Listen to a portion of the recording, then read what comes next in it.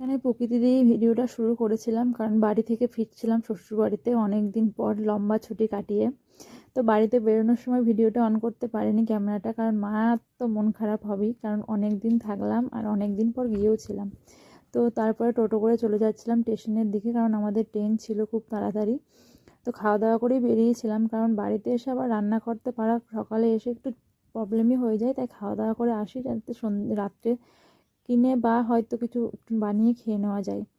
তো দেখো এখানে দৃশ্যগুলো এত সুন্দর, এত ভালো লাগে না, এই গ্রামের দৃশ্য আমার তো খুব ভালো লাগে, যদিও এগুলোকে শহরে যাওয়ার পর খুব মিস করি। গ্রামে বড় হয়েছি, ছোট থেকে গ্রামেই থেকেছি এতগুলো বছর, জাস্ট একটা বছরই বিয়ে হওয়া হয়েছে। তো এখানে বর হাসছে, দেখো বরকে বলছিলাম। তারপরে দেখো গাছগুলো এত সুন্দর সবুজ হয়ে উঠেছে, আর বৃষ্টির জন্য গাছগুলো যেমন আরও ভালো লাগছে।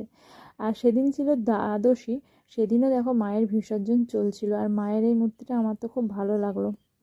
তারপরে এখানে দেখো লক্ষ্মী, গণেশ, সরস্বতী, কার্তিক সব ঠাকুরগুলোকে এখানে তোলা হয়েছিল তখন, আর বক্সের যে আওয়াজ। তারপরে ফাইনালি সব কিছু পেরিয়ে স্টেশনে এলাম, স্টেশনে এসে দাঁড়িয়ে আছি, তখন ট্রেন লেটটা হয় যখন স্টেশনে আমি পৌঁছে যাই আমরা, আর যখন স্টেশন পৌঁছাতে পারবো না তখন ট্রেন দৌড়ায়। এটাই হয় আমার সঙ্গে, জানি না সবার সঙ্গে হয় নাকি। তারপরে স্টেশনে এসে অনেকক্ষণই বসেছিলাম, কারণ ট্রেনটা অনেকটাই লেট ছিল, আর মায়ের তো ওদিকে মন খারাপ, আমারও মন খারাপ, হলেও কিছু করার নেই, ফিরতে তো হবেই, কারণ এটাই নিয়ম, তাই তো বলে সবাই। তো ফাইনালি ট্রেনে উঠে দেখো ওয়েদারটা হঠাৎ করে চেঞ্জ হয়ে গেল, বৃষ্টিও শুরু হয়ে গেছিলো। আর এদিকে ট্রেনে উঠে জানলার ধারে জায়গা পেলে না আমার খুব ভালো লাগে, আর এই মানে ভিউটা আমার তো বেশ ভালো লাগে, আমি জানলার দিকে বসলে আমি এইগুলো খুব দেখি।